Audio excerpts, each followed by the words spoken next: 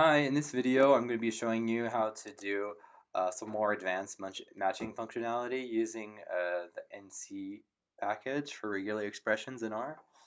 And so here what I'm going to do, taking up from my last example, we're starting with this vector of 3 subject strings, this corpus vector, chromosome position vector.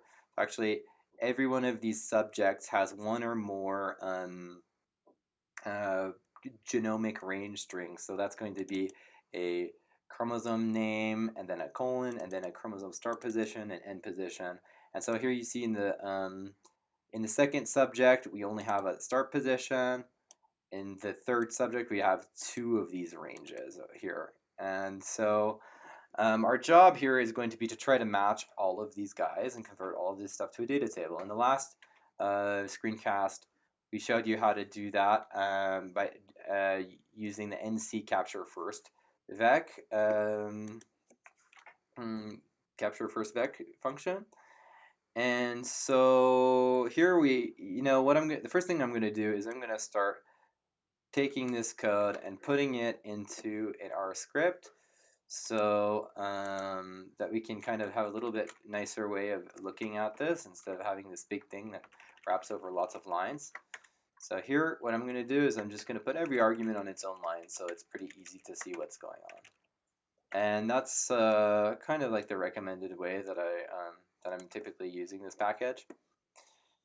So what we see is when we're calling capture first vec, the first argument is that subject string. After that, all the subsequent arguments are going to be pasted together to form a regular expression pattern.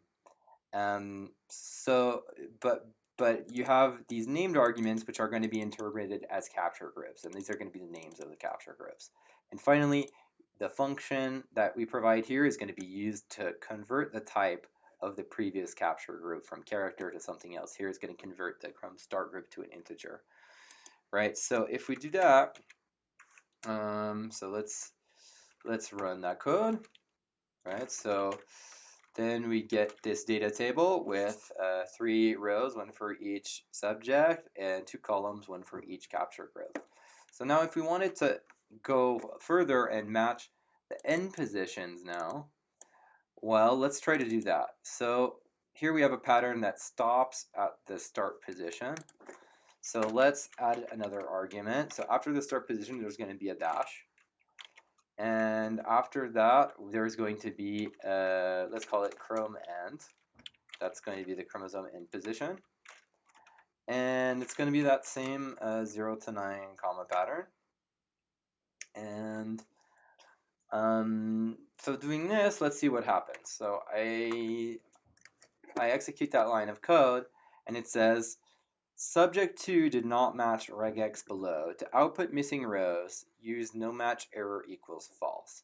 So this is the default behavior of the NC capture first vec function. It's so typically when I'm using regular expressions, I've got a bunch of subjects and I want a pattern that matches all of them. So if there's something that doesn't match, I want R to stop with an error. So if that's not what you want, you can add this no match error equals false argument, and then you can get a row of missing values instead for something that doesn't match. But let's go back and fix that because I actually think that we should be able to match this thing. But so what happened with that second subject? Well, let's recall our subjects again. Our subjects were these 3 guys. The second subject, well, it has a start position, but it doesn't have a dash in an end position. So what we want to do is we want to make this an optional group, this chrome end group. And so what we can do, in usual regular expressions is we would use like an optional group. So, we can actually use an optional group like this in the NC code as well, right? So the usual syntax for optional groups in regex pattern strings look like this, right? So here I have inside of the regex string, I have this open parentheses question mark colon, which means non-capturing group, then I have a question mark after it, which means 0 or 1 instances of the previous group. And so if we use that pattern, well, we're going to see that indeed that does match everything, and that's fine, but that's not really the recommended way of using NC. So instead of creating these non-capturing groups that are explicitly inside of the regular expression strings, what we do is we create a list variable. So instead of putting all of that inside of a non-capturing group inside of the string, what we do is we create a list. And so that list will be internally translated by NC into a non-capturing group. And so if we use a question mark after that list, what it means is basically the same thing as what we had before, except for now we have the Chrome N group, which is actually just the digits and the commas, which is what we want. So yeah, to summarize, I mean, what this is you know, it's this is kind of a short the NC way of doing a non-capturing group. When you have a unnamed list in your pattern, that's interpreted as it's translated to a non-capturing group in your regular expression pattern. And so yeah, so what we can do actually to kind of make this pattern more modular, let's see if we can try to try to make this a little bit more portable now and more less repetitive. So first thing, let's let's create a subpattern variable for this last part. Let's call it maybe end, because we're maybe going to allow for an end string there. So maybe end, let's define this as a list variable. And so what this thing is, this is going to be this is a subpattern list variable. So in in NC we can define subpatterns as lists, and we can use these in our definition of our regular expression in this variable argument list down here. So let's do that. Here we're using well, here we have some problem, but let's fix that. So I have one too many closing parentheses there.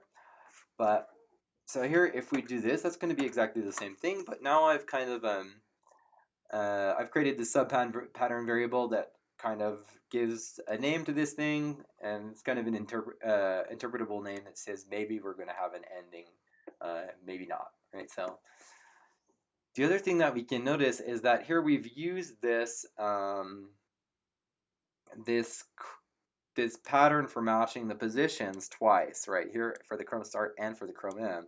And actually here we haven't converted the Chrome end to an integer yet, but we would like to. So we can solve both of these problems by creating another subpattern variable, say like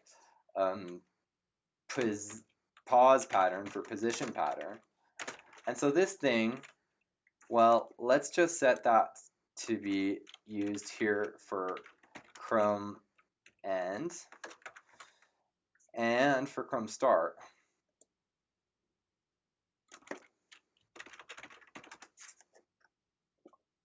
And so yeah, by doing that, here I've got a definition of pause pattern that says, here first use this regular expression string and then use this type conversion function. That's what that means. So these subpattern list variables can also contain type conversion functions. So here we're using that pause pattern once in the definition of maybe end here, and another time in the definition of the Chrome start group here when we perform the matching.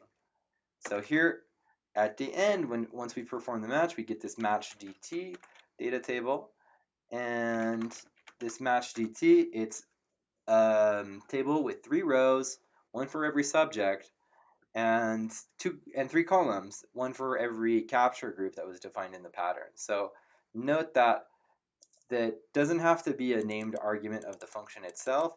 It can be named arguments in the subpattern variables, which are used as well. So that makes it really easy to define modular subpattern pieces that you can put together, and you can construct more complex regular expressions relatively easily using this approach. And so the patterns are the subpatterns are relatively small and understandable, so it's pretty easy to understand and to modify them.